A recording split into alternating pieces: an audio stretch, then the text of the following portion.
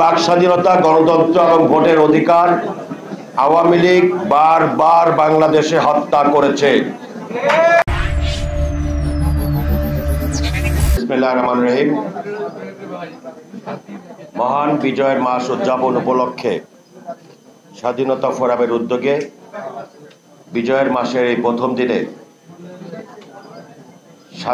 বর্তমান প্রেক্ষাপটে স্বাধীনতা, গণতন্ত্র এবং ভোটের অধিকার শীর্ষক এই আলোচনা সভার শ্রদ্ধাভাজন প্রধান অতিথি, বাংলাদেশের জাতীয় রাজনীতির একজন সাহসী নেতৃত্ব, বাংলাদেশি জাতীয়তাবাদী আদর্শের একজন বট বৃক্ষ, যাকে আমরা ছোটবেলা থেকে বিএনপি বলতেই যেই কয়েকজন মানুষকে চিনতাম, তাদের মধ্যে আজকের প্রধান অতিথি অন্যতম জননেতা জনাব মির্জা আব্বাস।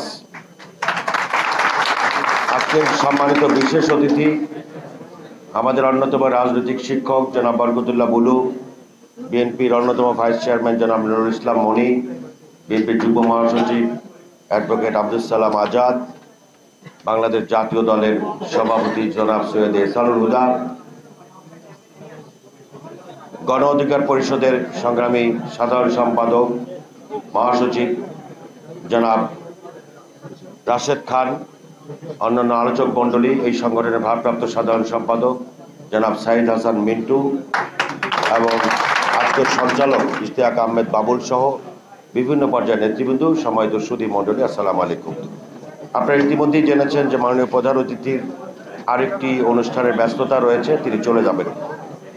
আজকের এই 1 ডিসেম্বর মহান বিজয়ের মাসের প্রথম দিনেই আমি মহান মুক্তিযুদ্ধের ঘোষক, বাংলাদেশ জাতীয়তাবাদী দলের প্রতিষ্ঠাতা, বহুদলীয় গণতন্ত্রের জনক, শহীদ রাষ্ট্রপতি জিয়াউর রহমানের আত্মার প্রতি শ্রদ্ধা নিবেদন করছি। সেই সাথে যেসব বীর মুক্তিযোদ্ধারা শাহাদাত বরণ করেছেন, পঙ্গুত্ব বরণ করেছিলেন, তাদের প্রতি শ্রদ্ধা নিবেদন করছি। মহান মুক্তিযুদ্ধের যে মূল আকাঙ্ক্ষা, সেটি হচ্ছে মানুষের বাক স্বাধীনতা, গণতন্ত্র এবং ভোটের অধিকার। এই বাক স্বাধীনতা, গণতন্ত্র এবং ভোটের অধিকার আওয়ামী লীগ বারবার বাংলাদেশে হত্যা করেছে। বাংলাদেশের স্বাধীনতা, গণতন্ত্র, ভোটের অধিকারের সাথে আওয়ামী লীগের কোনো সম্পর্ক নেই। আওয়ামী লীগ মুক্তিযুদ্ধের চেতনার দাবিদার, মুক্তিযুদ্ধের চেতনা দিয়ে তারা বারবার ব্যবসা করেছে। অতএব আওয়ামী লীগ পতিত স্বৈরাচার, এই স্বৈরাচার যাতে মাথা উঁচু করে দাঁড়াতে না পারে, সেই জন্য মহান বিজয়ের এই দিবসে দাঁড়িয়ে আমাদেরকে প্রতিজ্ঞাবদ্ধ হতে হবে।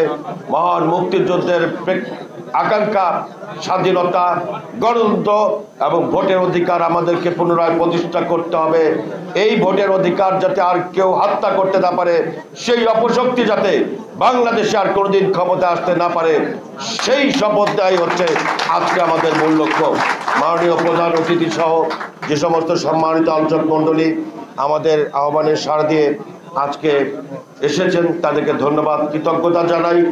এবং আগামী দিনের যদি স্বাধীনতা, গণতন্ত্র এবং ভোটের অধিকার আবারও কেউ ক্ষুণ্ণ করার চেষ্টা করে, সেই জন্য প্রয়োজনে আমরা রাজপথে বেরিয়ে আসব, সেই শপথ গ্রহণ করে আমার বক্তব্য শেষ করছি। আসসালামু আলাইকুম।